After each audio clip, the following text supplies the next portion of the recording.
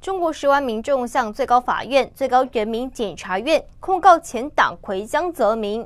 因为法国著名人权律师曾在2002年协助法国法轮功学员控告前610头目李兰清。在知道现在的中国诉江大潮后，他也呼吁国际力量一起协助支持这场正义的司法仗。法国著名人权律师威廉·波顿对于当前的诉江大潮，已准备好与国际律师合作，从而更有效地达到诉讼的目的，尽维权的责任。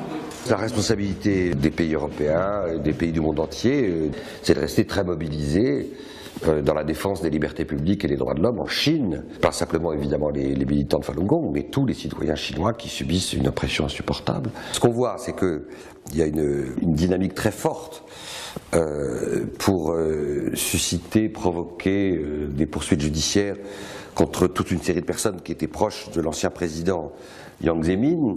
Il y a des très grands avocats américains qui sont mobilisés sur ces questions, des avocats canadiens, des avocats anglais.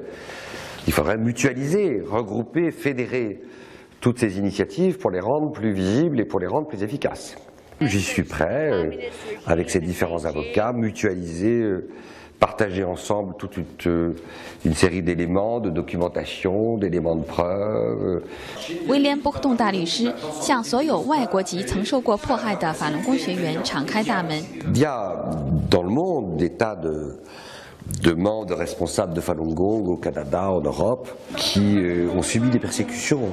Il y a des pays où on accepte que le juge soit compétent alors qu'on a acquis la nationalité de ce pays postérieurement aux persécutions.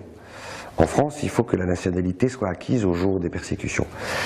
Donc, je veux dire à toutes les personnes qui m'écoutent et qui seraient de nationalité canadienne, allemande, anglaise ou d'autres pays, que c'est pas absurde, que c'est peut-être envisageable d'aller consulter des avocats. Je me tiens à la disposition, comme je le fais depuis des années, de ceux qui sont victimes de persécutions pour monter des procédures, si on peut leur conseiller les avocats. Maintenant, on a tout un tissu d'amis, partenaires à travers le monde qui partagent le même engagement. 新唐人记者任静、兰溪、小华，法国巴黎报道。